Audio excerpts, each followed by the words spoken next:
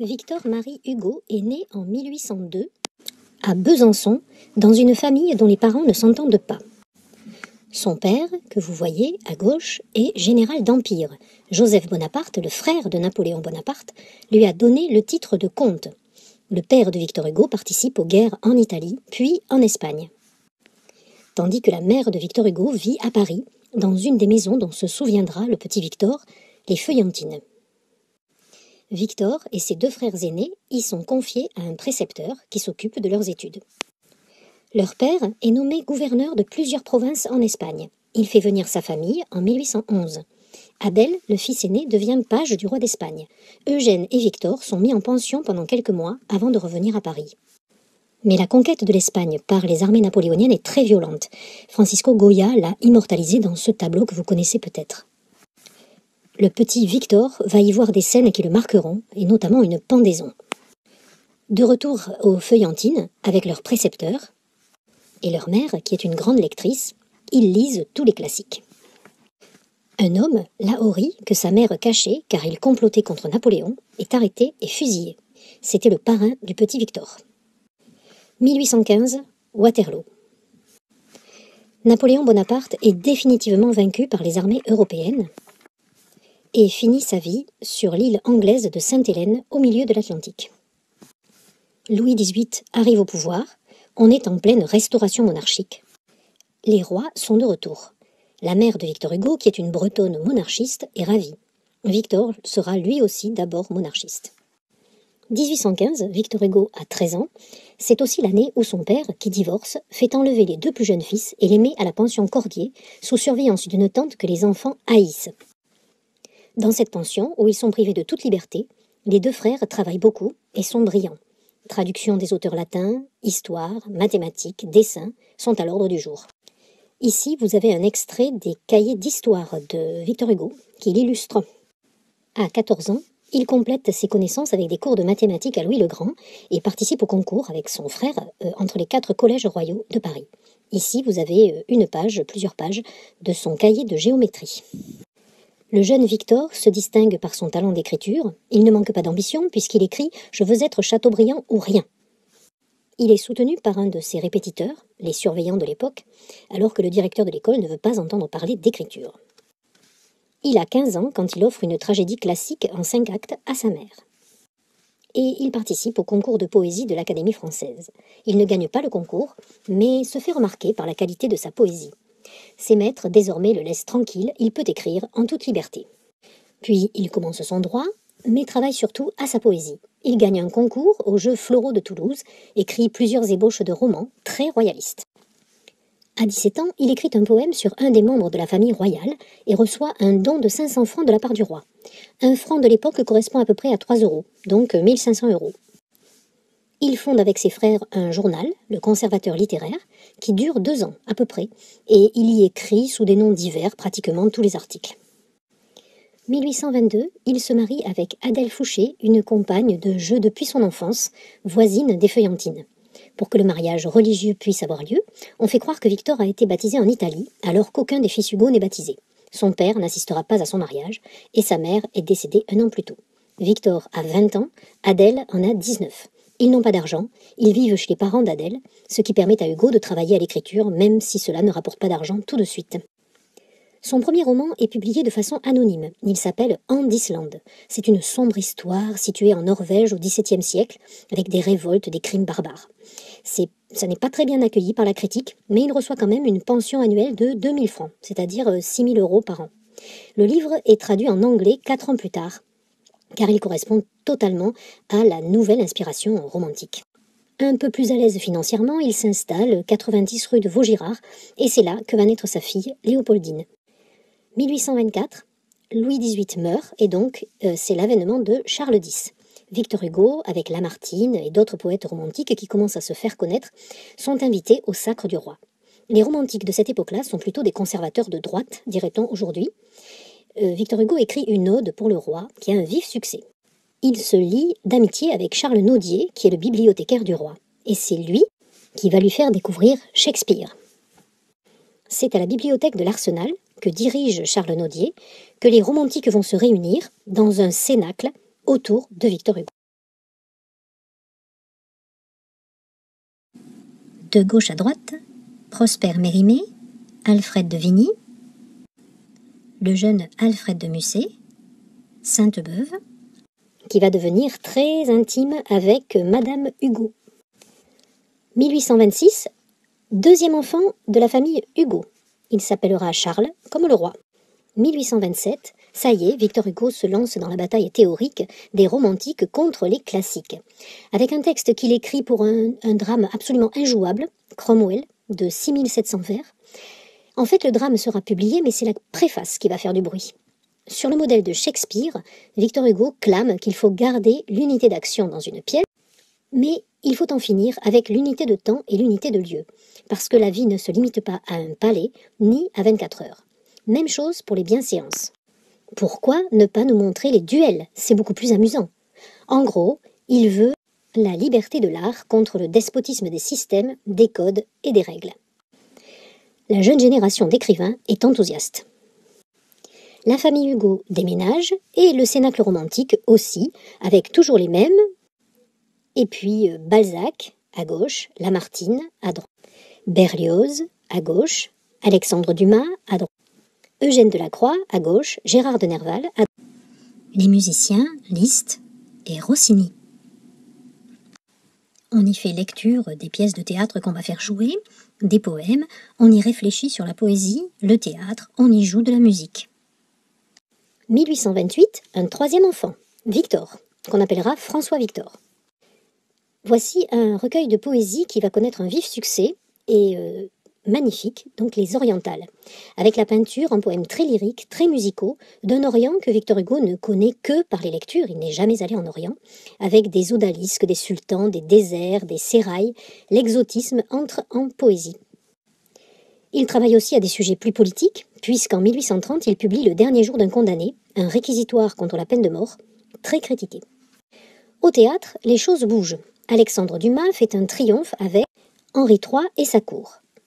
Victor Hugo, lui, fait jouer Hernani au théâtre français, avec des décors somptueux qui changent beaucoup de la tragédie classique. Le soir de la première, il recrute tous ses amis. Théophile Gautier vient, habillé avec un gilet rouge très voyant, Berlioz, Vigny, Dumas, tous sont là. C'est un triomphe, tout le monde adore. Mais la vieille génération classique est scandalisée, les séances tournent en bataille où l'on siffle, où l'on se prend au collet, on caricature très vite la pièce, les vers, c'est ce qu'on appelle la bataille d'Hernani. C'est aussi l'année où va naître la dernière fille des Hugo, Adèle. Et 1830, c'est aussi l'année de la Révolution de Juillet, qui amène Louis-Philippe au pouvoir, et Louis-Philippe qui se dit roi des Français. Victor Hugo publie un nouveau roman sur le Moyen-Âge, Notre-Dame de Paris. Personnages principaux? Quasimodo, le sonneur de cloches grotesque et fou amoureux de la belle Esmeralda, l'évêque Frollo, le poète Gringoire, et la cathédrale Notre-Dame elle-même. Alfred de Vigny adore, Balzac déteste. En tout cas, la gloire littéraire est là, et Victor Hugo est considéré comme le chef de file du romantisme parisien. La famille s'installe dans la belle maison de la Place Royale, qu'on appelle aujourd'hui Place des Vosges. Toujours au théâtre, la pièce Le Roi s'amuse, où Victor Hugo donne la parole au bouffon du roi François Ier, Triboulet, qui dénonce toutes les turpitudes du pouvoir. Cette pièce donc est interdite par Louis-Philippe. C'est Verdi qui la reprendra dans l'opéra Rigoletto. En revanche, les pièces Lucrèce Borgia et Marie Tudor vont avoir un grand succès. Alors Lucrèce Borgia, c'est la sombre histoire d'un personnage de la Renaissance italienne, et Marie Tudor s'est inspirée d'une aventure à la cour d'Henri VIII d'Angleterre. Et fidèle à lui-même, Victor Hugo continue son combat contre la peine de mort et la condition des prisonniers dans son petit récit Claude Gueux. C'est au théâtre qu'il rencontre Juliette Drouet, une jeune actrice. Leur liaison va durer 50 ans. Chaque été, Victor Hugo part avec elle en un voyage touristique, soit en France, soit en Allemagne. Voyage d'où il écrit des lettres avec des dessins à Adèle, son épouse. Voici des dessins de Victor Hugo, un très grand dessinateur autodidacte.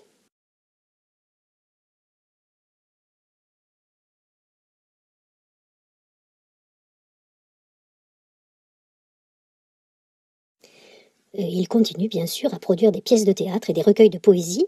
Ici, vous avez une scène d'une pièce de théâtre qui s'appelle Angelo, tyran de Padoue, et puis 2 recueils qu'il publie à cette époque-là. Pour faire jouer leur drame, Victor Hugo et Alexandre Dumas, que vous voyez caricaturés ici tous les deux, vont œuvrer pour l'ouverture d'un nouveau théâtre, le théâtre de la Renaissance, qui existe toujours aujourd'hui. Il y fait jouer Ruy Blas, avec un très grand comédien dans le rôle principal, Frédéric Lemaître, qui a énormément de succès dans cette pièce. Qu'est-ce que c'est que cette pièce? L'histoire d'un homme de rien, un fils de la rue, Ruy Blas, qui est amoureux de la reine d'Espagne. Évidemment, cela finit très mal. Les critiques n'aiment pas, mais la pièce a un grand succès populaire. Victor Hugo et sa famille accèdent à la riche bourgeoisie, il est vicomte, il est présenté à la duchesse d'Orléans, il en profite pour demander la grâce d'un condamné à mort, Armand Barbès, un révolutionnaire. Grâce qu'il obtient. Armand Barbès sera emprisonné à vie, mais non tué. Décembre 1840, Victor Hugo et sa famille sont dans les tribunes qui assistent au retour grandiose des cendres de Napoléon Bonaparte. Napoléon Bonaparte est mort 20 ans plus tôt, sur son île prison. Son cortège va passer sous l'Arc de Triomphe, qu'il avait fait construire pour commémorer toutes ses victoires. Et il arrive aux Invalides, hôpital militaire, aujourd'hui musée de l'armée. Le corps de Napoléon repose toujours sous la coupole, dans son cercueil de granit rouge. L'année suivante, Victor Hugo entre enfin à l'Académie française. En revanche, son théâtre ne marche plus du tout. On dit que l'échec de sa pièce, Les Burgraves, signe la fin du romantisme français. En effet, tous les auteurs vont commencer à chercher autre chose, sauf Victor Hugo, qui va continuer dans la même veine contre vents et marées, ce qui lui voudra bien des caricatures. Il marie sa fille, Léopoldine, à Charles Vacquery, en février 1843. Alors que les jeunes époux restent au Havre, en villégiature, Victor Hugo, lui, part pour son voyage estival avec Juliette Drouet en Espagne. Le 4 septembre, lors d'une promenade sur la Seine, un coup de vent renverse le canot sur lequel Léopoldine et son époux sont en train de se promener. Léopoldine est piégée par ses vêtements, des vêtements de femme qui ressemblaient à celui que vous avez sur cette gravure. Charles, son époux, essaie de la dégager mais n'y arrive pas et ils se noient tous les deux. Victor Hugo ne saura la nouvelle que 5 jours plus tard, en lisant le journal. Sa fille et son époux sont déjà enterrés. Charles avait 26 ans, Léopoldine en avait 19. La mort de Léopoldine va changer la destinée de Victor Hugo. Pendant longtemps, il n'écrit plus pour la publication. Il va se lancer en politique. Il est élu pair de France, il siège à la Chambre des pairs, qui est aujourd'hui le palais du Luxembourg, c'est-à-dire le Sénat. C'est un peu comme s'il était un représentant à la Chambre des Lords. À la même époque, il s'étourdit dans des liaisons amoureuses. Il est surpris en flagrant délit d'adultère avec une jeune romancière de 20 ans, sa cadette, que vous voyez à gauche. Il lui envoie des rébus sous forme de dessins.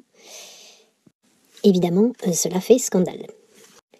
1848, la France est en crise économique, beaucoup de chômage, des révoltes étudiantes, ouvrières qui sont férocement réprimées et qui tournent à la Révolution. Le gouvernement de Louis-Philippe est renversé, la Deuxième République est proclamée. Victor Hugo est élu député de Paris, avec les responsabilités que cela comporte. Quand de nouvelles manifestations ont lieu, il fait partie de ceux qui répriment l'émeute.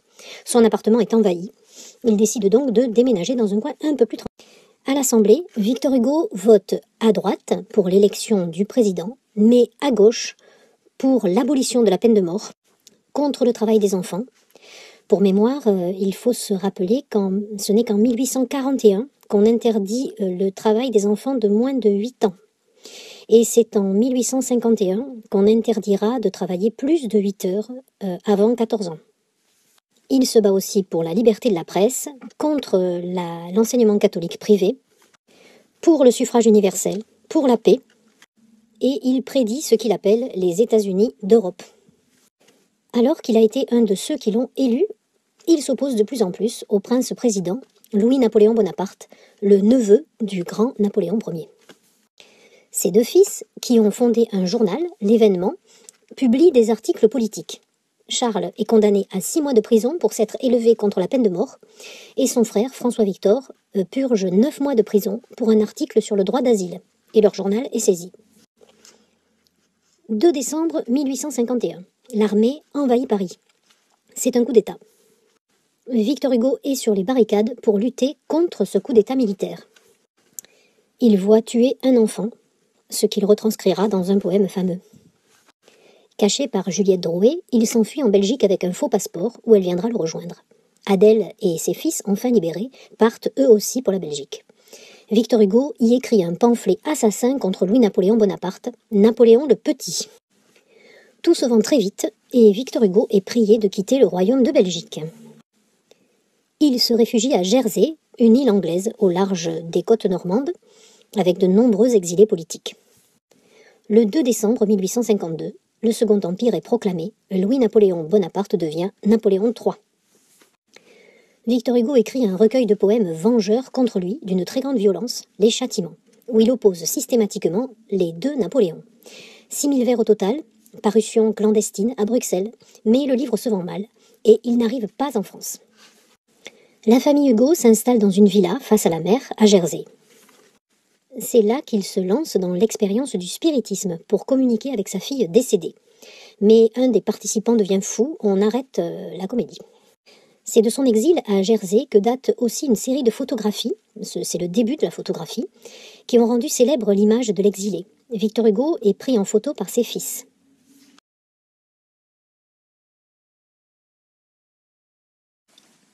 Pour avoir soutenu un rebelle, à Jersey, il est expulsé et arrive à Guernesey, sur l'île un petit peu plus au nord. Et c'est là qu'il va s'installer durablement et beaucoup écrire. Ce seront d'abord le recueil des Contemplations en 1856. Il appelle de lui-même ce recueil les Mémoires d'une âme. C'est un recueil de poèmes structuré en un autrefois et un aujourd'hui que sépare le tombeau. Le tombeau, c'est celui de Léopoldine. 11 000 vers, au milieu quelques pages, qu'il dédie à celle qui est restée en France. Pauca meae, quelques vers pour ma fille. Dans ce recueil, il s'abîme dans la contemplation d'une nature qui lui semble remplie d'âme, d'âme qui ne demande qu'à être entendue. Il développe la théorie de la métempsychose, de la réincarnation. Le livre, publié en France, a un très grand succès. Il va lui permettre même d'acquérir une maison, c'est Hauteville House, dont il va dessiner les décors et le mobilier. Ici, c'est la salle à manger, et vous voyez la cheminée qu'il a dessinée, en incluant des H, aussi bien celui de Hauteville House que celui de Hugo. Ici, c'est la chambre, et l'on voit tout à fait le goût pour le gothique. Voici la bibliothèque, à l'étage. Et voici le bureau de Victor Hugo, qui écrivait face à la mer. Il écrivait debout. Il va y composer un autre recueil très important, La légende des siècles, une sorte de somme d'épopée de l'histoire de l'humanité, à laquelle il va travailler pendant 20 ans. Et puis, il finit un roman qu'il a commencé bien des années plus tôt, Les Misérables.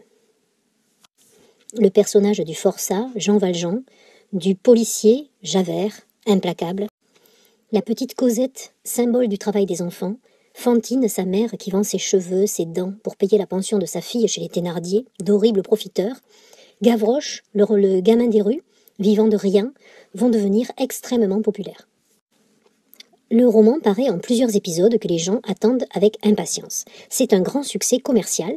Les critiques littéraires, eux, sont beaucoup plus sévères. Flaubert trouve que le livre est nul.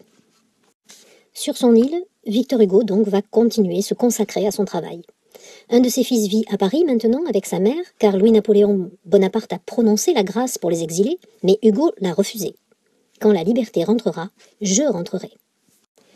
Sa fille, Adèle, s'est enfuie en Amérique, à la poursuite d'un amant qui l'a délaissée. Hugo, lui, se lance dans des œuvres caritatives et reçoit chaque semaine des enfants démunis chez lui. Il publie un recueil léger de chansons des rues et des bois et un roman très sombre, Les Travailleurs de la mer, où un homme lutte en vain contre l'océan. Et puis, c'est L'homme qui rit, le destin d'un homme qui a été mutilé enfant pour servir de clown et qui se découvre fils naturel d'un lord, amoureux d'une jeune et belle aveugle et mourant d'amour pour elle. Publié en épisodes, le roman est traduit en 12 langues immédiatement. Et Hugo continue aussi le dessin et la peinture pour se divertir.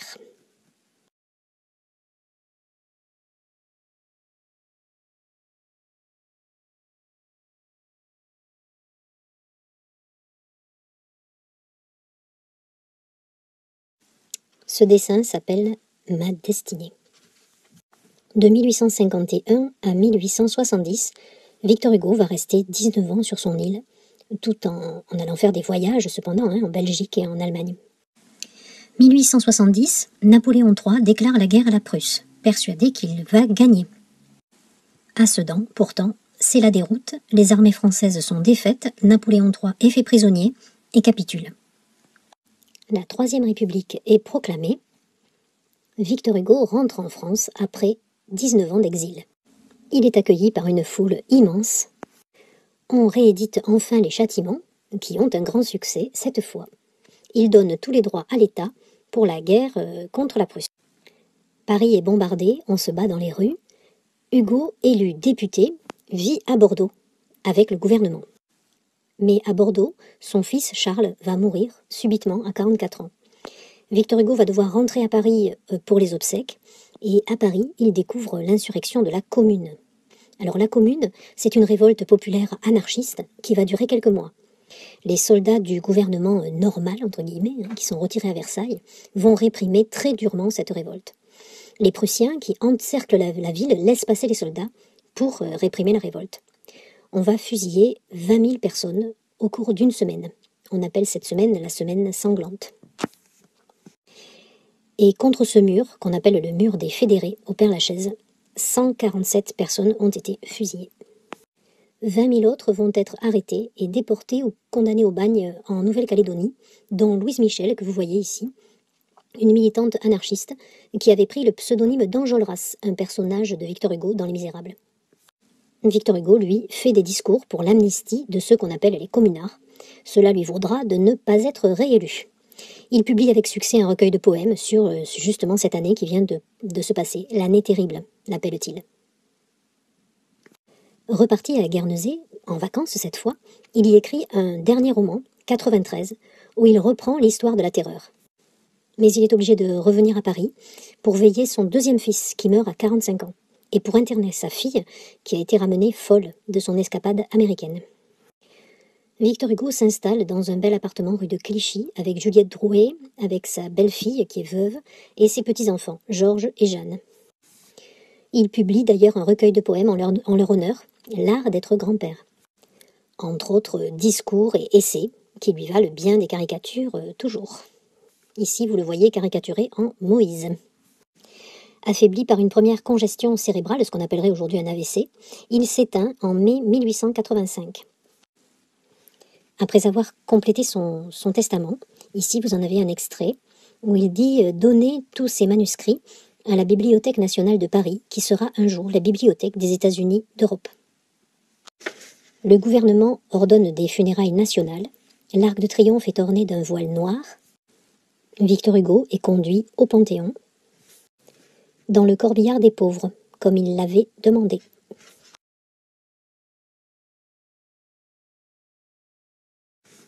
Un jour viendra où vous toutes, nations du continent, sans perdre vos qualités distinctes et votre glorieuse individualité, vous vous fondrez étroitement dans une unité supérieure et vous constituerez la fraternité européenne.